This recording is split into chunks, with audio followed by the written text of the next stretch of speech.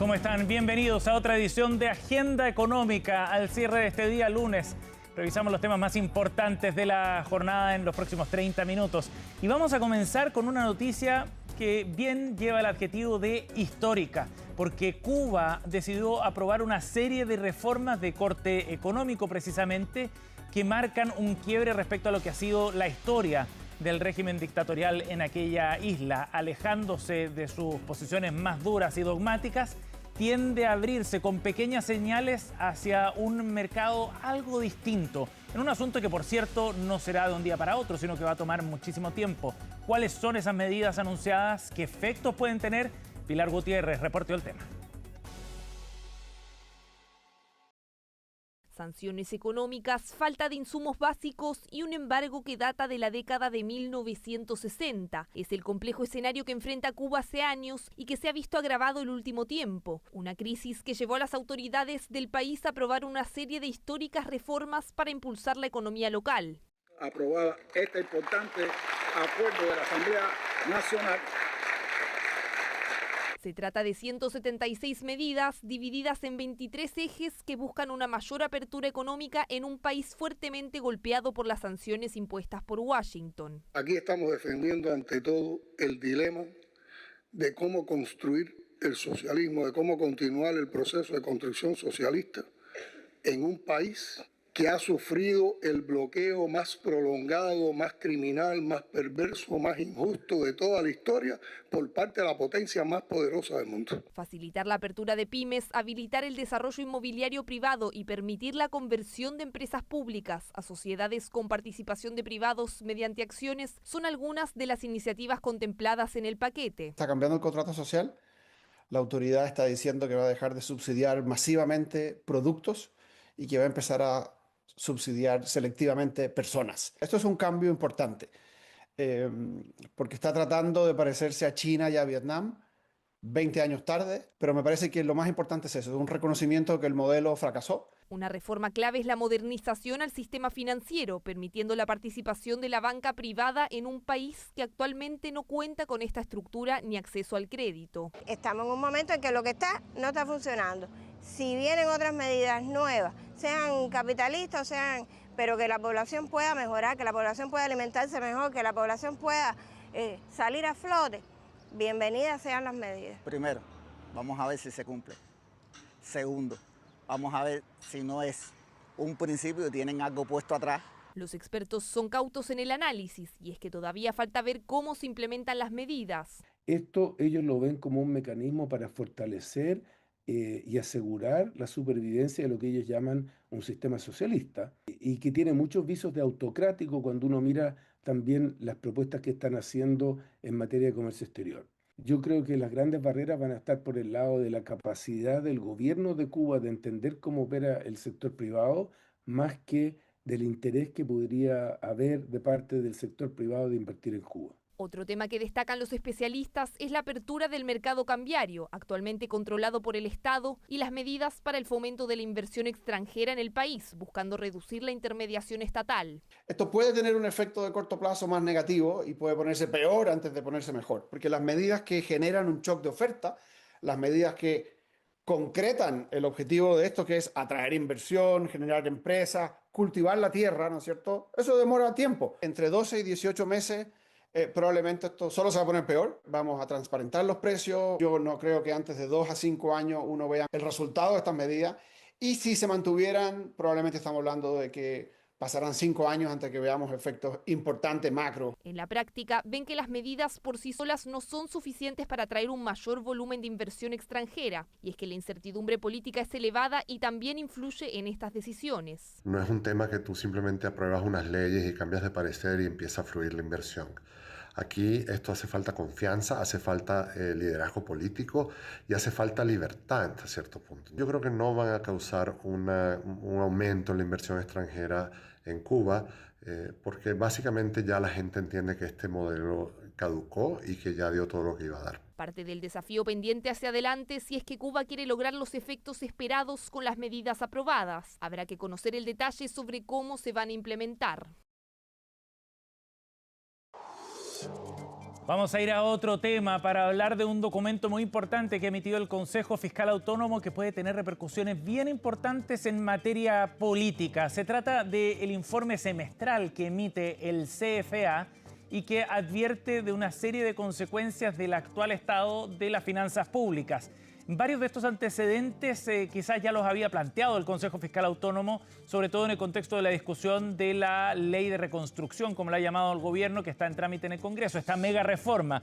Pero ahora pone ciertos énfasis que bien vale la pena revisar de nuevo. De partida, el Consejo enciende nuevamente las alarmas sobre las finanzas públicas en Chile y advierte que la deuda chilena podría superar lo que se ha denominado este umbral prudente del 45% del PIB, entre 2027 y 2030, si es que el gobierno no toma una serie de medidas adicionales para poder corregir ese trayecto. En el peor escenario podría llegar incluso al 48% del PIB hacia el año 2033. ¿Y a qué se refiere? Fundamentalmente a la trayectoria de déficit que tiene nuestra economía y las finanzas públicas, que si no se corrige, bueno, va a ir acumulando deuda en la medida en que para financiar el déficit se requiere emitir más deuda precisamente. Como segundo punto importante, el déficit estructural proyectado ya para el 2026 es de un 2,8% del PIB y eso está por encima de la meta del gobierno actual, que es de un 2,6%. Y tercero, como punto central, ratifica que los gastos están creciendo más rápido que los recortes. Es decir, en materias como salud, pensiones, intereses de la deuda, incluso personal del Estado, esos gastos van superando las medidas que ya ha anunciado el Ministerio de Hacienda. ¿Y por qué hablábamos de repercusiones políticas? Bueno, fundamentalmente porque este documento y estos insumos van a poner más presión sobre el gobierno a la hora de discutir esta mega reforma. En la medida en que el proyecto de ley del gobierno reconoce que va a entrar en un periodo de déficit por lo menos hasta el 2030, antes de que se vean los efectos positivos de mayor crecimiento y mayor recaudación que estima el equipo de Jorge Quirós. Pero por otro lado, también puede tener repercusiones desde el punto de vista político para la acusación constitucional en contra del ministro Nicolás Grau, que está en trámite en el Congreso, en la medida en que Patricio Zapata, el abogado defensor, ha solicitado incluir los documentos de la comisión revisora, este texto del organismo, que eventualmente pueden ser elementos de juicio importantes para los diputados cuando se zanje el rumbo de dicho libelo. Ahí están entonces algunos de los puntos más relevantes. En la práctica entonces se constata una situación bien frágil de las finanzas públicas. Señala el CFA que en las últimas 2 décadas se observa un deterioro persistente de la posición estructural de las finanzas y que se originan en compromisos legales de gasto adoptados bajo supuestos sobre recaudación tributaria que terminaron siendo optimistas. Un mensaje que bien aplica para la discusión que está actualmente en el Congreso en torno a la mega reforma.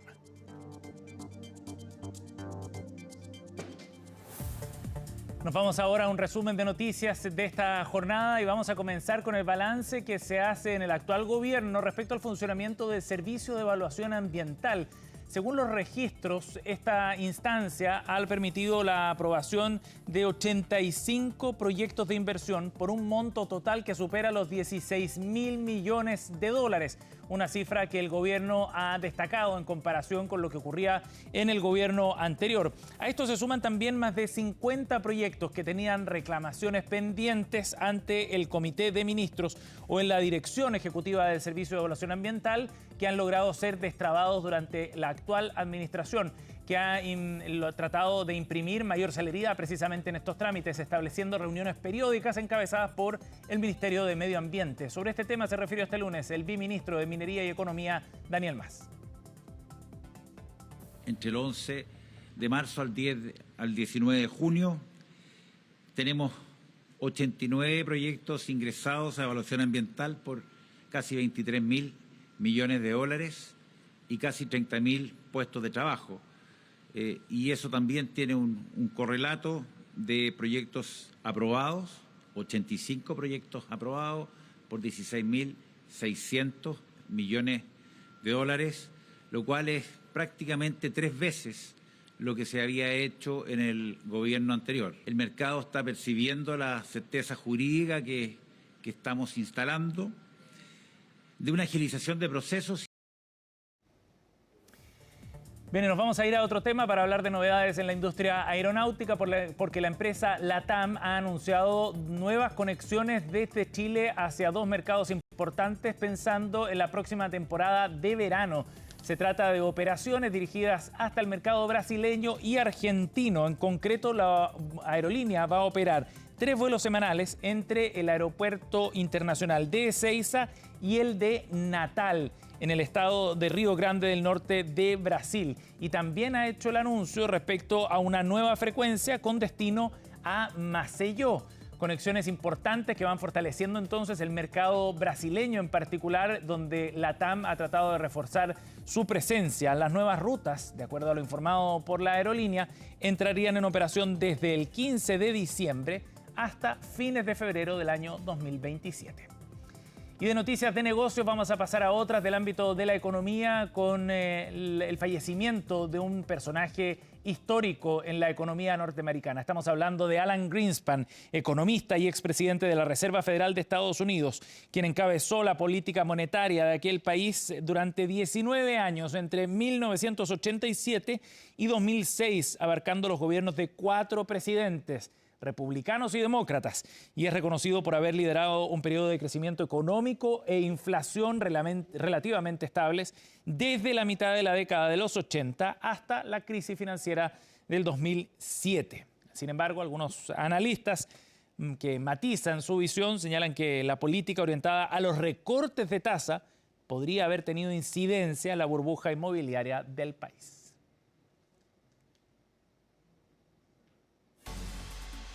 Con estas noticias nos vamos a ir a una pausa. Al regreso, no se vayan, estaremos hablando sobre la idea de modificar el régimen de indemnización por años de servicio en el mercado laboral chileno. Un asunto que va tomando fuerza en la medida en que el mercado laboral tampoco da muchas señales de recuperación.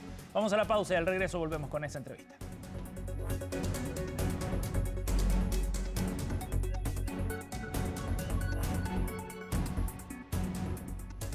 Estamos de vuelta, ya seguimos en Agenda Económica y vamos a la entrevista de esta tarde, donde queremos abordar un tema que ya está instalado en la discusión pública y que probablemente va a tomar más fuerza cuando el gobierno lo formalice de alguna manera en el Congreso. Estamos hablando de la posibilidad de modificar el sistema de indemnización por años de servicio que establece el Código del Trabajo chileno. Queremos profundizar en este tema y para eso estamos en contacto a esta hora con Jorge Redondo, académico de la Facultad de Derecho de la Universidad Diego Portales.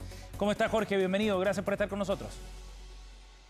Todo muy bien, Sebastián. Muchas gracias por la invitación a conversar de este interesante tema. Claro que sí, y uno que va, como decíamos, Jorge, tomando fuerza en la discusión más amplia de qué es lo que hay que hacer dentro del mercado laboral para generar mejores condiciones a la contratación. Eso como punto de partida, digamos, para este debate en específico. Démosle un poco de contexto, Jorge, a lo que significa esta indemnización por año de servicio, para quienes no lo sepan o para ilustrar de alguna manera lo que ocurre hoy día. ¿Qué se establece en el Código del Trabajo en torno a esta materia? Bien, en este punto, Sebastián, yo creo que primero que hay que clarificar que nuestro Código del Trabajo establece 3 grandes causales de terminación del contrato. Unas causales que pudiésemos llamar objetivas, esto es la muerte, la renuncia, el mutuo acuerdo, que por ley no dan derecho a indemnización, salvo que las partes lo pacten. Un segundo grupo de causales, que son las causales por conducta imputable al trabajador, acoso laboral, acoso sexual, incumplimiento grave, inasistencia injustificada, que no dan derecho a indemnización legal. Y un tercer tipo de causales son las causales por necesidades de la empresa y desahucio, que es la necesidad de la empresa por motivos de reorganización, cambio de la economía, y el desahucio para cargos de exclusiva confianza, por resumirlo a grandes rasgos. Es en este último, Sebastián, donde la ley contempla un régimen de indemnización legal con 2 grandes restricciones. Un tope de 90 UF en la base de cálculo. Si alguien gana más de 90 UF, se le aplica ese tope, salvo que individual o colectivamente esté exento del tope. Y una segunda restricción es el tope de los 11 años. Entonces, cuando uno habla de indemnizaciones legales, tiene que entender que estamos en el mundo de las necesidades de la empresa y del desahucio. De acuerdo. Por tanto, eventualmente uno entiende que lo que se quiere hacer es sacar el régimen indemnizatorio solamente para esas causales y eventualmente establecer un sistema indemnizatorio de lo que se denomina coloquialmente a todo evento, que lo que atiende es que independiente eventualmente cuál sea la causal de terminación, el trabajador tenga acceso a una indemnización que en cierto modo se ha ido devengando, pagando mensualmente en alguna institución previsional a la cual el trabajador se encuentra afiliado. Jorge, antes de ir a esas posibles alternativas o escenarios, hoy día entonces esta indemnización por años de servicio solo responde a ciertas causales, como bien explicaba. En este sistema, el sistema como opera hoy día en Chile, ¿es similar al que hay en otros países? ¿Cómo lo vemos en términos comparativos? Claro, a ver, si lo miramos, por ejemplo, efectivamente con España, por ejemplo, que nuestro sistema de relaciones laborales es muy similar a ese ordenamiento, efectivamente ellos también tienen un régimen tasado, es decir, un régimen indemnizatorio que se aplica según ciertos años de antigüedad y también con una base de cálculo. En otras legislaciones, en cambio, no tienen ningún tipo de estabilidad o sistema indemnizatorio, sino que simplemente el empleador podrá ponerle término al contrato no pagando, en este caso, un régimen como el que tenemos en Chile.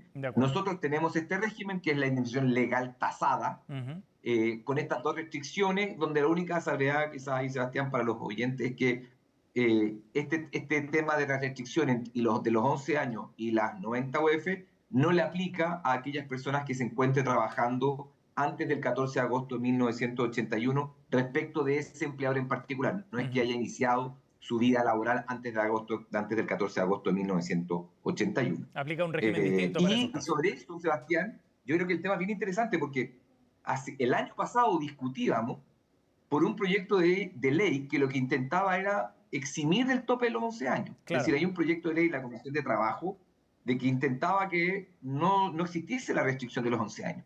Y hoy día estamos en una discusión desde otro ámbito, de eventualmente no establecer restricción, sino que más bien atender a la causa de término.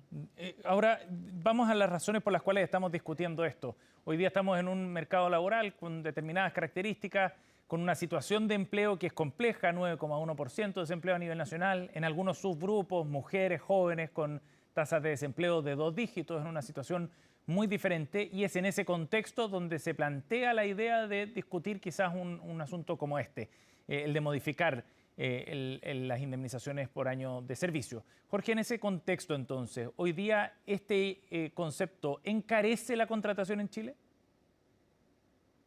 Sí, a ver, siempre no hay data concreta que eventualmente uno pueda contrarrestar. Yo comparto contigo que estamos frente a una emergencia en el desempleo, estamos en índices similares, Sebastián, del de la pandemia. Si esta es una urgencia, y sobre todo en grupos de las mujeres, sobre los 2 dígitos. Estamos, si es que yo, hermano, recuerdo, en tasas como de junio del 2021, 2020. Sí. Es decir, esto es irrisorio que tengamos esos niveles de desempleo. A propósito, sí, lo que siempre está en el inconsciente colectivo es que el trabajador, por ejemplo, dado que no tenemos una causal de despido por mal desempeño laboral, o mala ejecución o eventualmente o falta de adecuación técnica, porque esa causal se eliminó de nuestra legislación en el año 2001, existe esto en el inconsciente colectivo, que el trabajador en cierto momento, a partir de cierto momento, como decir, no tiene ningún incentivo a renunciar, porque lo que está esperando eventualmente es que lo despidan para tener acceso a un régimen indemnizatorio, porque si renuncia, por ejemplo, a su 8º año de trabajo, pierde la antigüedad. Entonces, ahí lo que se empieza a dar es como un incentivo perverso entre no poder generar una movilidad o eventualmente una adecuación, porque el empleador a su vez dice, bueno, si me tengo que despedir, tengo que pagar un finiquito de tales características, eventualmente hago una medición de fuerza hasta si el trabajador quiere seguir trabajando, y eventualmente eso es un desincentivo, creo yo, para la correcta prestación de los servicios y eventualmente para una movilidad entre los trabajadores, porque estás como en cierto modo amarrado, quizás a un lugar de trabajo en el cual ya no quieres estar, pero perderías tu régimen indemnizatorio si es que renuncia o no logra un acuerdo satisfactorio con tu empleado. Sí. Jorge, y en ese escenario, ¿cómo conversa este sistema, el de la indemnización, con el del seguro de cesantía, que es un instrumento ya de larga data en nuestro país, pero que de alguna manera lo que busca es generar seguridad y cierta certeza para los trabajadores en caso de encontrarse en una situación de desempleo? ¿Conversan ambos instrumentos? ¿De qué forma se complementan? ¿Cómo ves tú eso? A ver, se pueden complementar. Hoy día, independiente de la causal de término del contrato, ya sea en alguna de estas 3 que mencioné inicialmente, el trabajador tiene acceso a acceder al seguro de cesantía, ya sea a su cuenta individual y después al fondo solidario durante un periodo de tiempo, pero también con recursos evidentemente más limitados que obviamente su antigüedad. Quizás lo que se puede plantear, y no olvidemos Sebastián, que por ejemplo existe un grupo de trabajadores en nuestro país, las trabajadoras de casa particular, que no tienen años de servicio. Las trabajadoras de casa particular tienen lo que se llama una indemnización a todo evento, una cotización que se paga mes a mes por el empleador, y la trabajadora de casa particular, que es el único supuesto que establece nuestra legislación en que el empleador sí o sí tiene que ser una persona natural, esa persona, la trabajadora de casa particular, independiente de la causal de despido, puede ir después a obtener esa cotización que está en su cuenta individual por lo que se ha pagado en un evento y también el seguro de cesantía. Yo creo que son sistemas perfectamente que pueden conversar en ese rubro, en ese estatuto especial, coexisten y no son incompatibles. Y hoy día coexisten a tal punto que tenemos un régimen tasado legal para las necesidades de la empresa, donde uno puede acceder al seguro de cesantía, pero un trabajador que renuncia también puede acceder, claro, con ciertas limitaciones respecto a la otra causal. Hay un tema, a propósito, que siempre quizás nos preguntan a los que nos dedicamos a esta rama del derecho, cuando un trabajador lo despiden por necesidades de la empresa, si bien la empresa tiene que pagar los años de servicio, tiene el derecho a descontar el aporte que el empleador ha hecho a la cuenta del seguro de cesantía del trabajador, lo que hace que ese finiquito en cierto modo pierda cierta liquidez. Luego, cuando se judicializan esos casos, lo que el trabajador intenta obtener es que se le restituyan estos montos que el empleador descontó, más eventualmente, si el despido se declara improcedente, un recargo de un 30% respecto al año de servicio. Entonces es perfectamente compatible en el régimen actual como eventualmente en un régimen de indemnización a todo evento, si es que avanzamos en esa línea, donde habrá que discutir ahí, Sebastián, gradualidad, si es para las nuevas contrataciones, en qué momento se puede migrar al nuevo sistema. Y eso te quería preguntar, si de qué forma o a qué sistema se podría avanzar entonces, considerando el mercado laboral chileno hoy día, el uso que se hace también de la indemnización por años de servicio, que evidentemente no todos los trabajadores acceden a ese régimen, entre otras cosas. ¿A qué sistema se debería, a tu juicio, avanzar entonces si es que lo que se busca es que la contratación no sea tan cara y que haya más movilidad precisamente en el mercado laboral? Yo no miro con malos ojos una indemnización a todo evento. Yo cuando estábamos discutiendo, o se está discutiendo el proyecto de ley de las causales de no limitar los 11 años, yo creo que eso es reducir la mirada a solamente un grupo de causales. Yo creo que nosotros tenemos que mirar en nuestro sistema de relaciones laborales las causales de terminación y el régimen indemnizatorio. A mí no me parece a buenas y primeras una mala mirada respecto a este sistema a todo evento. Y lo que nosotros, en el cambio en el sistema de relaciones laborales chileno, siempre hemos estado acostumbrados a la gradualidad. El ejemplo más concreto es 40 horas, entró en vigencia del 2024 al 2028, y con un tránsito claramente regulado, con reglas claras que los empleadores y trabajadores permitan tener claridad y certeza a los eventos futuros. A mí no me parece un mal sistema migrar a una indemnización a todo evento, no de un día para otro. Así lo pasó en 40 horas, como digo, así pasó en judicatura laboral, cuando empezó el sistema. Jorge, también fue de forma gradual por distintos regimes. Ahora, a pesar de esa gradualidad, que siempre parece deseable, ¿no?, cuando se implementan cambios de esta naturaleza, de esta envergadura, ¿cómo se financia un sistema a todo evento?